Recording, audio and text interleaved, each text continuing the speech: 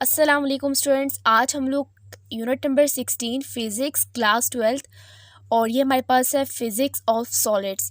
تو یہ چیپٹر ہمارے پاس جو ہے اس کو ہم لوگ سٹارٹ کریں گے. یہ کنسیپچول چیپٹر ہے اور اس میں زیادہ تر رٹا لگانے کی چیزیں ہیں. ٹھیک ہے، تو اسٹوڈینٹس اگر آپ نے میری چینل کو ابھی تک سبسکرائب نہیں کیا تو لازمی چینل کو سبسکرائب کریں. اور اب ہم لوگ اپنا نیو چیپٹر سٹارٹ کرتے ہیں. تو پچھلے لیکچر میں ہم لوگوں نے کیا تھا conceptual questions of unit number 15 اور یونٹ نمبر 15 کا چیپٹر کا نام ہے جو آلٹرنیٹنگ کرنٹ. تو اس کے بعد ہم لوگ دیکھ رہے ہیں یہاں پر ہمارے پاس ہے کلاسیفیکیشن آف سالڈس. تو اسٹوڈینٹس یہ فزکس آف سالڈ جو ہے برانچ ہے مٹیریل سائنس کی، اور کلاسیفیکیشنس کے لحاظ سے ہم اس کو 3 کلاسز میں ڈیوائڈ کرتے ہیں. فرسٹ والی جو ہمارے پاس کلاس ہوتی ہے that is crystalline solids, the second one is a Pali crystalline solids and the third one is a امورفس solids. تو اسٹوڈنٹ جو کرسٹلائن سالڈس ہوتے ہیں یہ جو ہمارے پاس وہ ٹائپ اس ٹائپ کے سالڈس ہوتے ہیں جس میں ہمارے پاس جو ہوتے ہیں لائک ہمارے پاس کوئی بھی یونٹ ہوگا کا پارٹیکل جو ہوں گے وہ ترتیب سے رکھے ہوں گے. تو internal arrangements of particles are regular. تو فرسٹ پوائنٹ آپ لوگ یہاں پہ دیکھ سکتے ہیں، میں نے ڈفرینس کے فارم میں یہاں پہ لکھا ہے.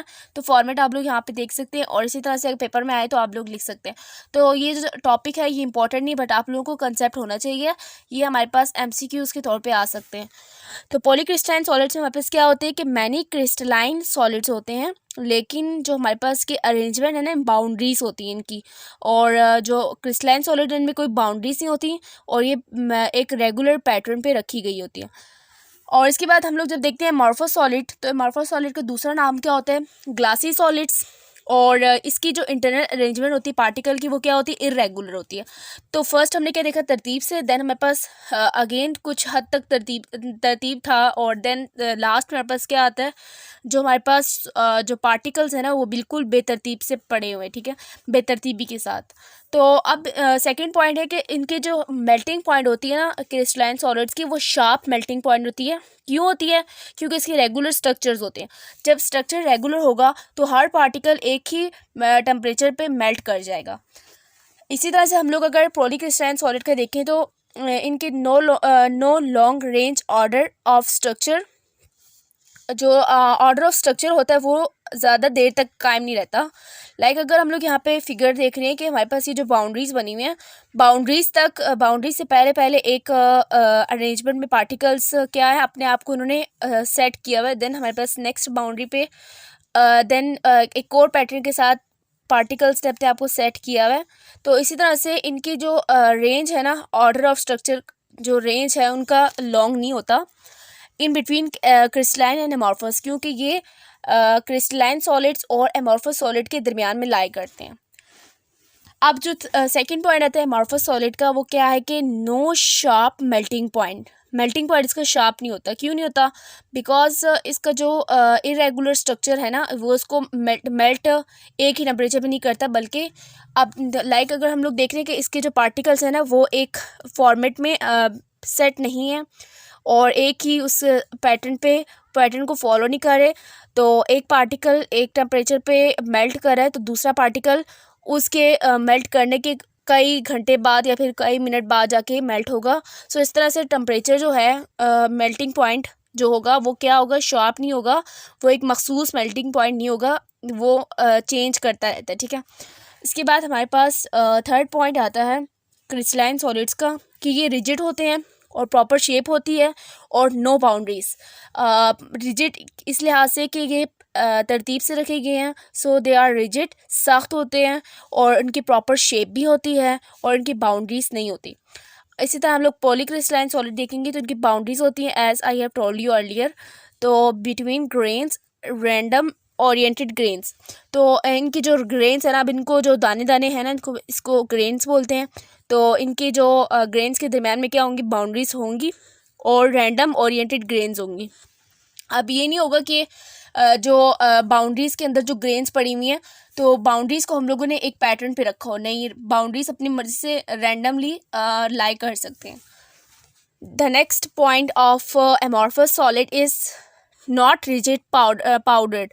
تو یہ جو امورفس سالڈ ہوتے ہیں، لائک اگر آپ چینی کو پاؤڈر کر لیں، پاؤڈر فارم میں کر لیں، تو وہ کیا ہو جائے گا، ریجڈ نہیں ہوگا اور وہ پاؤڈر فارم میں کنورٹ ہو جاتا ہے. جب ہم لوگ اس کے پارٹیکلس کو، اس کے جو اسٹرکچر ہوتے ہیں، چینی کے جو پارٹیکل کے اسٹرکچر ہوتے ہیں، اس کو جب ہم لوگ بریک کریں گے تو اس کا اب کوئی خاص میلٹنگ پوائنٹ بھی نہیں ہوگا، شارپ میلٹنگ پوائنٹ بھی نہیں ہوگا، اور اس کے ارینجمنٹ بھی کیا ہو جائیں گے، انٹرنل ارینجمنٹ وہ بھی ارریگولر ہو جائیں گے.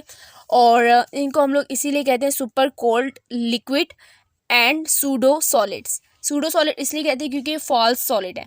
یہ ان کے کچھ پراپرٹیز سالڈس کی طرح ہیں، باقی جو کچھ پراپرٹیز ہیں وہ سالڈ سے میچ نہیں کرتی ہیں.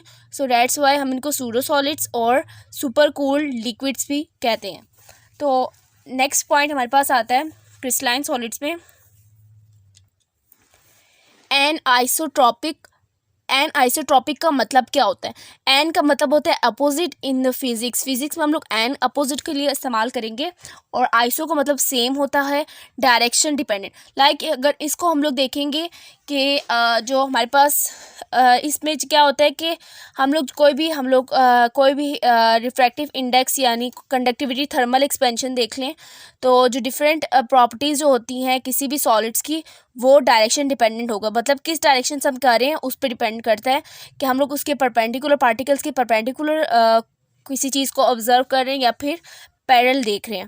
تو اسی طرح سے ہمارے پاس پولی کرسٹلائن سالڈس کیا ہوتی ہے، آئسوٹروپک ہوتے ہیں. یہ ڈائریکشن پہ ڈیپینڈ نہیں کرتے، ڈائریکشن انڈیپینڈنٹ ہوتے ہیں، اور ڈائریکشن جو مرضی ہو یہ اپنی پراپرٹیز ہمیشہ سیم ہی شو کریں گی. جبکہ کرسٹلائن سالڈس کیا کرتے ہیں، اپنے آپ کو چینج کرتے رہتے ہیں وتھ رسپیکٹ ٹو ڈائریکشن. اب اسی طرح سے امورفس سالڈس کیا ہوتے ہیں کہ آئسوٹروپک ہوتے ہیں، وہ بھی same. Various physical properties are same in all direction means it is direction independent. اور رینڈم اسٹرکچر ہوتے ہیں. تو اس کے جو بہت سے فزیکل پراپرٹیز ہوں گے like melting points, boiling point, refractive index and conductivity thermal expansion. یہ تمام کے تمام جو ہوگا یہ ٹمپریچر جو ڈائریکشن ہے اس پہ ڈیپینڈ نہیں کر رہے ہوں گے. اور کیوں نہیں کر رہے ہوں گے؟ Because they have random structure. اب نیکسٹ پوائنٹ جو ہمارے پاس ہے کہ میں نے بتایا کہ بہت سے جو پراپرٹیز ہوں گی جو ہمارے پاس فزیکل پراپرٹیز ہیں اس میں ہمارے پاس کیا کیا چیزیں آتی ہیں، ریفریکٹیو انڈیکس آتا ہے، کنڈکٹیوٹی آتی ہے، اور تھرمل ایکسپینشن مطلب ہیٹ کرنے پہ وہ کتنے ایکسپینڈ کر رہی ہے. یہ تمام کی تمام پراپرٹیز جو ہیں وہ ڈائریکشن ڈیپینڈنٹ ہوتی ہے. کس میں؟ ان crystalline solid because they have ordered structures. And next fourth point of Poly crystalline solid is green size کتنا ہوتا ہے، 10⁻⁷ to 10⁻8 میٹرز ہوتا ہے. اور اس کے بارے میں کوئی خاص وہ نہیں ہے because they are امورفس، they are powdered form structure. تو اس کے بعد ہم لوگ کلاس میں ایگزامپلس دیکھتے ہیں. ایگزامپل میں ہمارے پاس کیا کیا چیزیں آتی ہیں.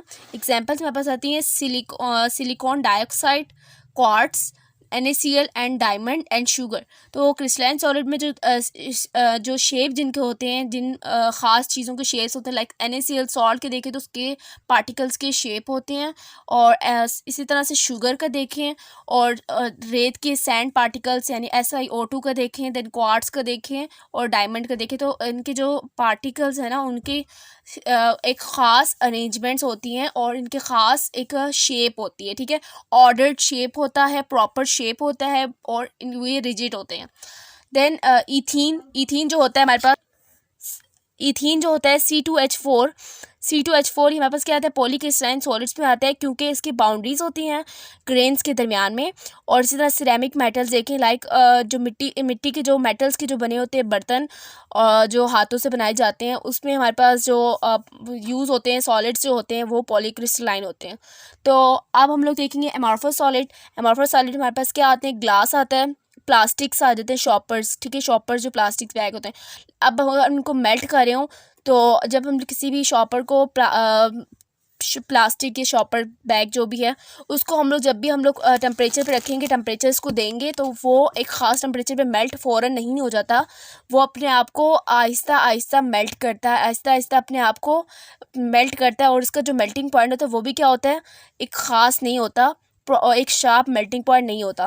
سو گلاس جو ہو گیا، گلو ہو گیا، ربڑ ہو گیا، اور پولیمرس ہو گیا. تو یہ تھا ہمارا آج کا لیکچر. اور اسی کے ساتھ ہم کچھ مٹیریل بک سے دیکھیں گے، ٹھیک ہے.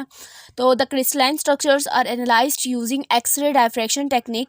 تو کرسٹلائن جو اسٹرکچر ہوتی ہیں وہ کس سے ہم لوگوں نے اینالائز کیا؟ ایکس رے ڈائفریکشن ٹیکنیک، جو کہ آپ لوگ فرسٹ ایئر میں پڑھ کے آئے ہیں فزکس میں. انوینٹیڈ بائی میکس وان لائے and extensively employed by brag. تو اس کو انوینٹ کس نے کیا، ایجاد کس نے کیا؟ میکس وان لائے نے. اینڈ اس کو امپلائی کس نے کیا، مطلب اس کو یوز کس نے کیا؟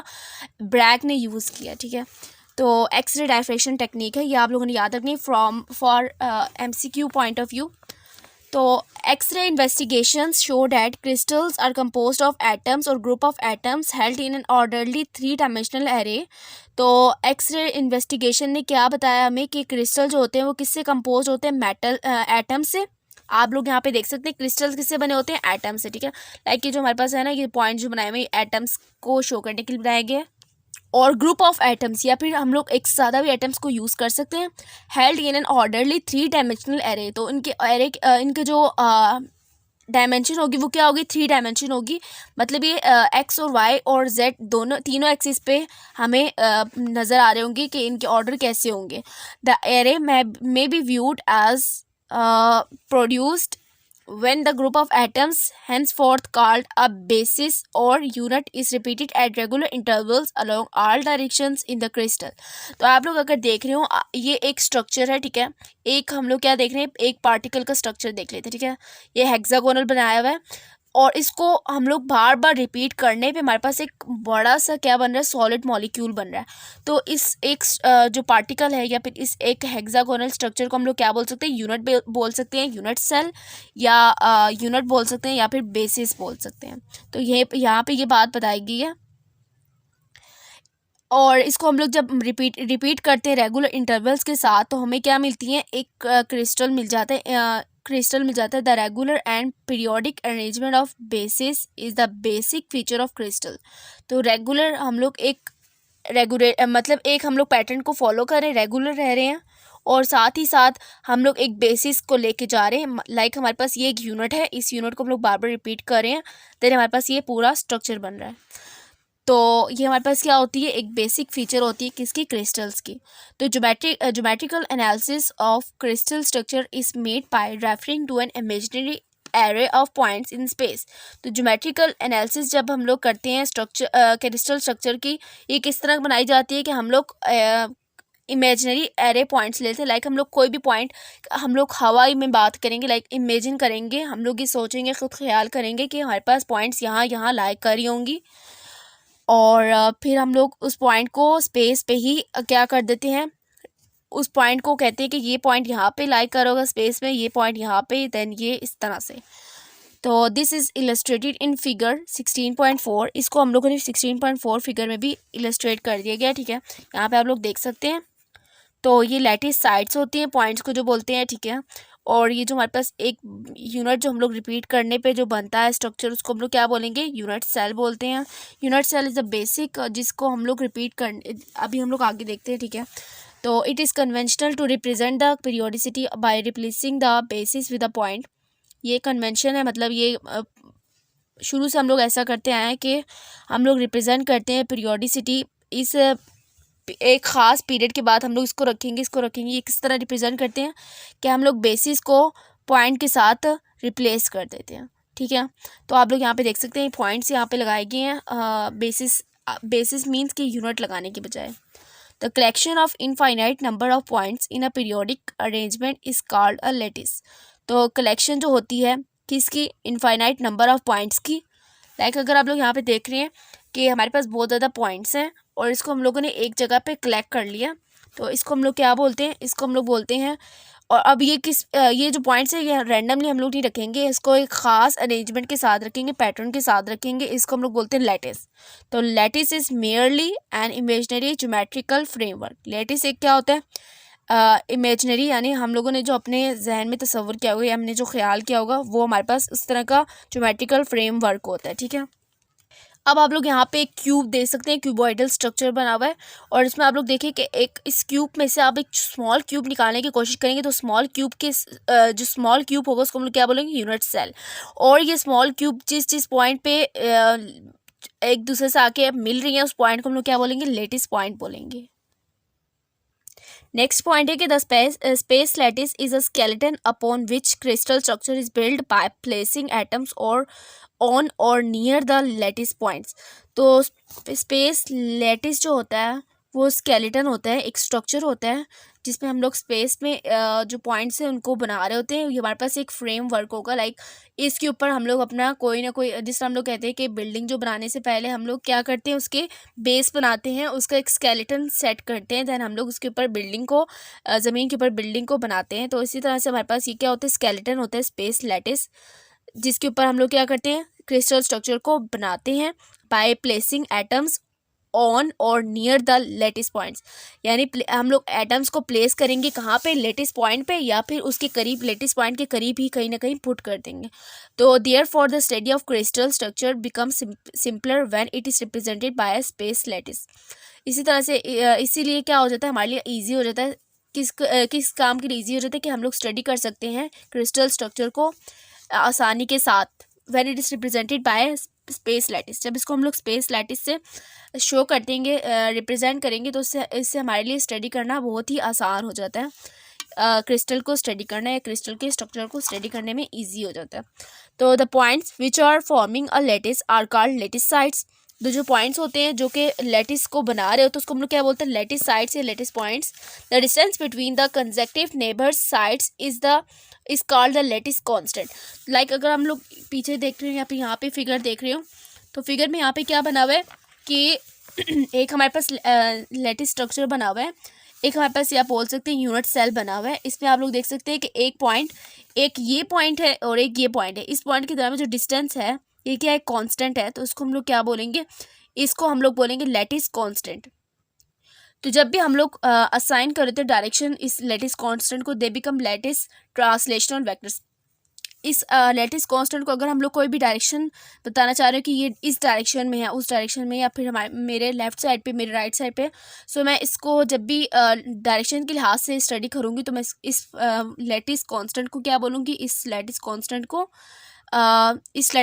हम लोग लेटिस ट्रांसलेशनल वेक्टर्स बोलेंगे। ठीक है, ट्रांसलेशन मीन्स कि स्ट्रेट लाइन और वेक्टर्स मीन्स कि डायरेक्शन को शो कर रहा है। The 2-dimensional arrangement of lattice is shown in figure 16.4a, and which shows that a plane lattice is obtained by translation of a vector and b vector, and a space lattice is obtained by translation of a vector and b vector and c vector as shown in figure। तो ये बात आपको बताएगी कि अगर हम लोगों ने वेक्टर्स दिखाने होंगे तो हम लोग उनके ऊपर क्या करेंगे, इनको हम लोग लेटिस कांस्टेंट को लेटिस ट्रांसलेशन वेक्टर्स बोल देंगे और इनके ऊपर हम लोग वेक्टर्स लगाएंगे। पिछले फिगर में आप लोग देख सकते हैं। तो द स्मॉलेस्ट ज्योमेट्रिक फिगर और unit whose periodic repetition in 2 और 3 dimension form a crystal is called unit cell. जैसे कि मैंने आपको बताया, एक छोटा सा जो पार्टिकल होता है, एक पूरे के पूरे पिछले पेज पे आप लोगों ने क्यूबॉइडल स्ट्रक्चर देखा था, उसमें हमारे पास क्या था कि एक स्मॉल क्यूब का स्ट्रक्चर निकालने के लिए हम लोगों ने क्या कहा है कि वो स्मॉल क्यूब स्ट्रक्चर जब हम लोग उसको बार बार रिपीट करेंगे तो हमारे पास क्या बनता है, एक बड़ा सा क्यूबॉइडल स्ट्रक्चर बन जाता है, जिसको हम लोग क्या बोलते हैं, इस स्मॉल क्यूब स्ट्रक्चर को क्या बोलेंगे, यूनिट सेल। और यूनिट सेल आपको पिछले पेज पे दिखा दिया गया। तो लास्ट हम लोग देखेंगे क्रिस्टल स्ट्रक्चर, और इसके बाद हम लोग पिछले पेज पे जो ए एंड बी एंड सी, इसको हम लोग देखेंगे दोबारा से अगेन। तो क्रिस्टल स्ट्रक्चर को हम लोग कैसे ऑब्टेन करते हैं, when a basis is added at each point in the lattice.